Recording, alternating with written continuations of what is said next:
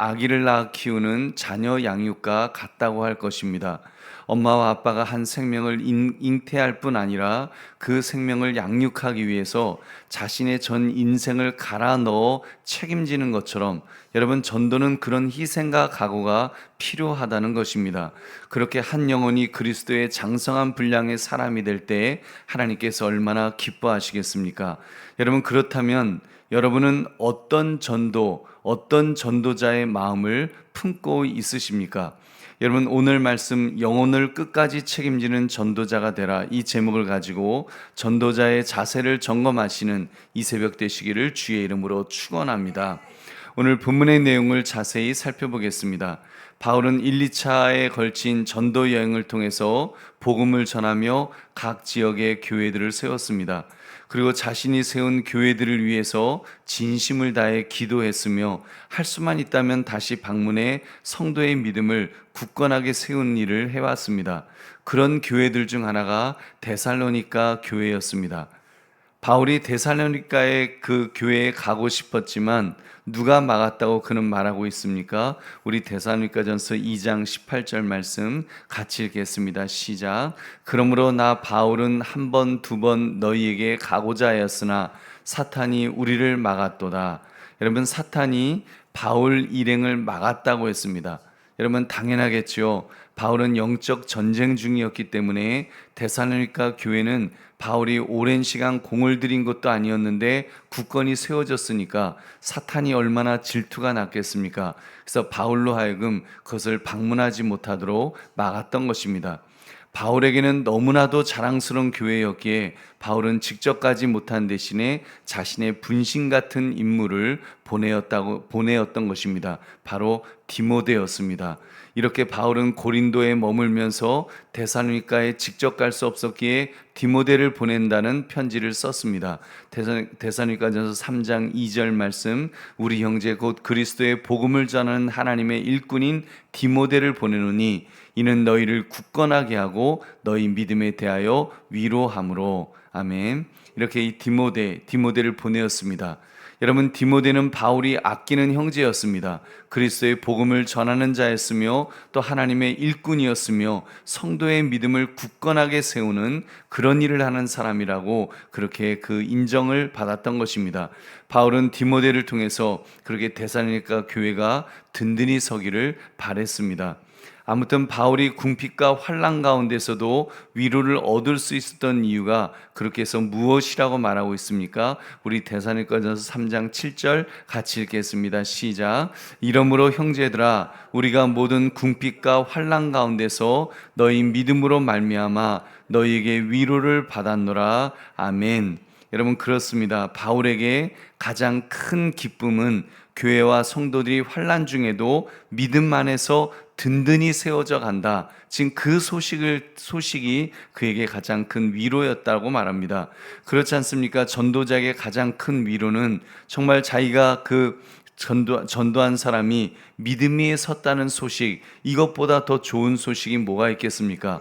뭐 좋은 음식, 좋은 선물, 큰 명예, 그런 것이 아니라 그 영혼이 믿음 위에 섰다는 소식, 그 영혼이 살아나서 큰 믿음의 사람으로 성장했다는 소식이야말로 여러분 가장 보람된 소식인 줄로 믿습니다.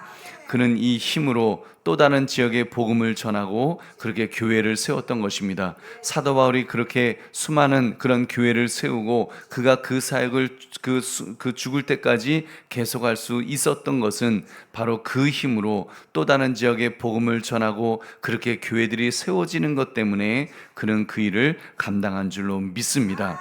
우리 보배로운 성도님들, 처음 복음을 전한 이후에도 성도들의 믿음이 굳게 세워지도록 전력을 다해 수고하였던 이 바울의 모습을 볼 때 여러분은 무엇을 느낄 수가 있습니까?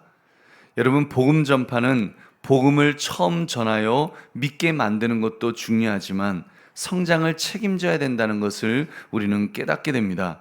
여러분, 내가 낳았으면 내가 책임져야 하지 않겠습니까? 내가 낳아놓고 남 몰라라 한다면 그것은 참된 전도자의 마음은 아닐 것입니다. 여러분, 복음을 처음 듣고 주님의 자녀가 된 성도가 있다면 그는 영적으로 어린 나이와 같은 상태일 것입니다. 어린아이는 혼자 그냥 두면 안 됩니다. 도움이 필요하니까요. 지속적으로 관심을 갖고 돌보며 양육해야 하는 것입니다. 언제까지요? 그리스도의 장성한 분량에 이를 때까지 말입니다. 이렇게 하는 이유는 내가 먼저 받은 은혜에 대한 감사의 고백이면서 동시에 천국에서 받을 우리들의 면류관이 될 줄 믿으시기 바랍니다. 여러분, 보배로운 성도님들, 오늘 말씀을 나의 삶에 적용해 봅시다. 여러분은 살아오면서 여러분이 복음을 전한 이들의 영적 성장을 도왔다면 여러분 언제 어떻게 도와오셨습니까? 여러분, 이 질문은 굉장히 중요합니다. 생명은 탄생도 중요하지만 장성할 때까지 돌보는 건 역시 탄생만큼 그만큼 중요하기 때문입니다. 아니, 어쩌면 더 중요한지도 모르겠습니다. 그래서 세상에서도 낳은 정도 있지만 기른 정이 더 크다는 그런 말을 하지 않습니까? 여러분, 낳은 정은 10개월 몸속에서 자라다가 해산의 고통을 통해서 낳는 것입니다만, 기르는 것은 몇 년, 심지어 20년, 30년의 세월을 먹이고 입히고 재우고 가르쳐야 사회에 나가서 한 사람 몫을 하는 것 같습니다. 여러분, 그렇다면 영혼을 낳는 것도 중요합니다만 어찌 보면 양육하는 것이 더 중요하지 않겠냐는 것입니다. 여러분, 그렇지 않습니까? 어떤 엄마는 무책임하게 낳기만 하는 엄마도 있습니다. 여러분, 아버지는 정말 무책임한 경우가 얼마나 많습니까? 아버지는 고생도 안 하고 그냥 낳지 않습니까? 여러분, 그래서 참된 전도자는 여러분 영혼을 끝까지 책임지는 전도자인 줄로 믿습니다. 여러분, 자기가 낳았으면 낳은 것에 대한 책임의식을 가지고 끝까지 양육하게 될 것입니다. 위하여 기도하게 하고 기도하게 되고 관심을 가지게 되고 가르치지 않겠습니까? 여러분, 그렇게 정말 전도자는 기도하고 관심을 가지고 가르쳐야 될 것입니다. 축복해야 됩니다. 사랑해야 할 줄로 믿습니다.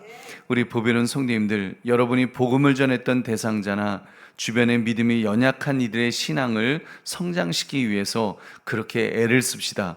구체적으로 어떻게 도울 것인가를 여러분 찾으시기 바랍니다. 무엇보다도 희생을 결심해야 합니다. 나의 것을 내어주면서까지 내가 그 영혼을 끝까지 책임지리라, 이런 각오를 가져야 될 줄로 믿습니다. 특히 하나님께서 우리에게 이 지역에서 해야 될 사명을 주셨는데, 여러분, 이 사명을 우리가 잘 감당합시다. 앞으로 우리 전도잔치가 있을 것입니다. 또 내년에는 예수님 이야기를 전하는 교회라는 표어를 가지고 전도의 전력을 다하려고 합니다. 여러분, 우리가 참으로 주님 안에서 그런 전도자의 마음, 여러분 낳고 기르는 그런 각오, 그런 은혜, 여러분 그런 은혜가 우리 교회에 충만하기를 원합니다. 그러므로 영혼을 끝까지 책임지는 전도자가 되라, 이 제목처럼 끝까지 책임지겠다는 그런 마음을 가지고 하나님의 마음을 기쁘시게 드리는 저와 여러분 되시기를 주의 이름으로 축원합니다. 우리 함께